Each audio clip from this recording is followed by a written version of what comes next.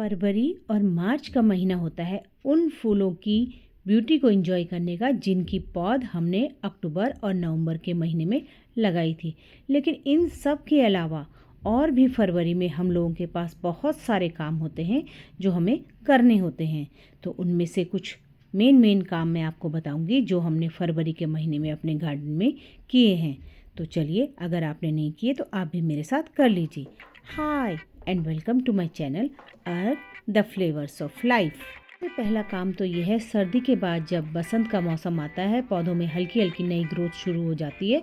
तो जो भी हमारे पास प्लांट्स हैं, जैसे ये फर्न का प्लांट है, तो इसमें जितनी भी सूखी पत्तियां हैं इनको हटा लेना चाहिए ताकि नई ग्रोथ को आने के लिए स्पेस मिल सके। और उसके गमले में हल्की हल्की गुड़ाई भी कर देनी चाहिए। देखिए, इसमें हर तरफ से नई ग्रोथ शुरू हो गई है। तो ऐसा काम हमें कर लेना चाहिए। प्लांट से बहुत सारे नए प्लांट बनाने का भी ये बहुत अच्छा टाइम होता है। इस वाले फर्न में देखिए नीचे की तरफ ग्रोथ आ रही है, और अगर हम इनको मिट्टी में दबा देंगे तो हमारे बहुत सारे नए प्लांट बन सकते हैं।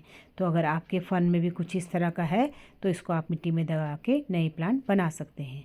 अगला जो ये प्लांट है, इसमें भी देखो आपको नई ग्रोथ दिख रही होगी, और इसमें सेमी डोरमेंसी में ये जाता है।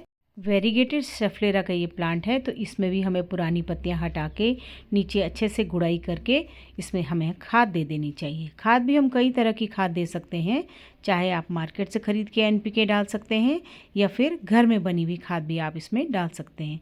उसी तरह से ये रोइयो का प्लांट है, काफ़ी टाइम से इसी में है और इसकी कोई ज़्यादा केयर भी नहीं होती। देखिए कितनी सारी पत्तियाँ इसके नीचे से ख़राब हो गई हैं। इनको भी टाइम टू टाइम हटा देना चाहिए, और जो भी वीड इसमें खरपतवार लगी है इसको पूरी तरह से हटा देना चाहिए। और ये देखिए एस्पेरेगस शतावरी जिसे कहते हैं, ये पूरा डोरमेंसी में था। कुछ दिन पहले इसमें बहुत सुंदर फ्लावरिंग भी थी, अब इसमें सीड डेवलप हो गए हैं। तो खूब सारे प्लांट हम इसके भी बना सकते हैं। ये देखिए कितनी ज़्यादा इसमें ग्रोथ हो गई है रूट की भी। तो इसको अच्छे से हमें क्लीन करना है। अब देखिए साफ़ करके कुछ इस तरह से हो गया है। गुड़ाई करके हम इसको कट करके बहुत सारे प्लांट्स बना सकते हैं। अगला ये देखिए, ये टाइम है, इस समय हमें जितने भी पत्तियां हमारे गार्डन से निकलती हैं उससे हम खाद बना सकते हैं। 8 से 9 महीने में इतनी सुंदर खाद ये बनकर तैयार हो जाती है, हमें मार्केट से लेने की भी ज़रूरत नहीं है। हल्का सा इसको छान लो। उसके अलावा जो सीजनल फ्लावर हैं उसके लिए हमें सरसों की खली, प्याज के छिलके, जिनको हमें भिगा देना चाहिए, और 3 से 4 दिन बाद इसको हमें डाइल्यूट करके, जैसे ये बनाना पील है, इनको भी हमने इसी तरह से 2 से 3 दिन भिगा दिया है। और उसके बाद हमें अगर 1 लीटर है तो इसको कम से कम 5 से 6 लीटर पानी डाल करके डाइल्यूट करके अपने फ्लावरिंग प्लांट्स में डालना चाहिए। घर पर हम लीफ कंपोस्ट या इस तरह की लिक्विड फर्टिलाइज़र आराम से बना सकते हैं और अपने पौधों में डाल सकते हैं। उसके अलावा फरवरी के महीने में जो अगला काम हमें करना है वो कटिंग करनी है। अब देखिए जिस तरह ये बोगनवेलिया है, इसमें नई ग्रोथ हो रही है, नए फ्लावर हैं, और कुछ बोगनवेलिया ऐसे हैं जिनके की पुरानी ट्विक्स में दिसंबर में फूल आए थे, तो उनको अब हमें हटा देना है। उसी तरह से ये अरेलिया का प्लांट है, ये भी डोरमेंसी में जाता है। कुछ पत्तियां इसकी झड़ गई थी, इसकी भी गुड़ाई करके मैंने इसमें गोबर की खाद डाल दी है। तो इस तरह से, क्योंकि जो डोरमेंसी में प्लांट होते हैं उस समय विंटर में हम इनको फर्टिलाइज़ नहीं करते हैं, लेकिन अब जैसे ही मार्च आएगा इनमें ग्रोथ अच्छी दिखाई देगी अगर हम इसमें अच्छी तरह से खाद डालें। अगला जो काम है, जो भी हमारे विंटर फ्लावर खिल चुके हैं और मुरझा रहे हैं उनको पिंचिंग करके टाइम टू टाइम हटा लेना चाहिए, ताकि हमारे जो प्लांट है उसमें और ज़्यादा ग्रोथ हो और उसमें ज़्यादा से ज़्यादा फूल आएँ। तो इस तरीके से हमें बार बार करते रहना चाहिए। आते जाते जब भी आपको टाइम लगे आपको फ्लावर्स को, सूखे हुए फ्लावर को पिंच करके हटा देना चाहिए। और इसके अलावा हमें इनमें बार बार गुड़ाई भी करते रहना चाहिए। गुड़ाई करते समय इस बात का ध्यान रखना है कि आपने जिस दिन गुड़ाई की है उस दिन आपको इसमें वाटरिंग नहीं करनी है, अगले दिन आपने इसमें वाटरिंग करनी है। अब बारी आती है प्लांट्स को, किन किन प्लांट्स को हमें कटिंग करनी है। तो जैसे आपके बोगनवेलिया हैं और गुड़हल हैं, इनमें आप इस समय हार्ड प्रूनिंग भी कर सकते हैं या सॉफ्ट प्रूनिंग, डिपेंड करता है आपका प्लांट कैसा है।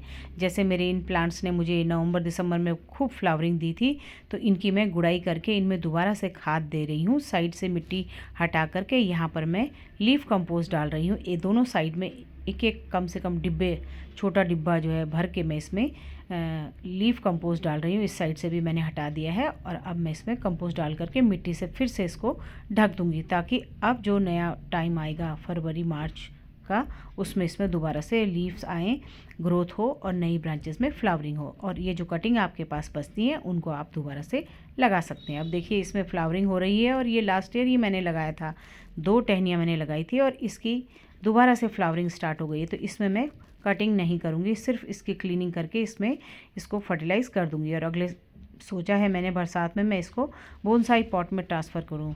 ये देखिए पूरा रूट बाउंड हो गया है, लेकिन इसको रूट बाउंड होना पसंद है तो मैं इसको इसी में ही रहने दूँगी। अगला जो काम हमें फरवरी में करना है, जो प्लांट्स हमारे डॉर्मेंसी में चले गए थे, जैसे कि ये डमकेन है, ड्राफ्ट वैरायटी वाला है, इसको मैंने इस बार अंदर नहीं, इंडोर नहीं रखा तो ये पूरी तरह से गल करके ख़राब हो गया।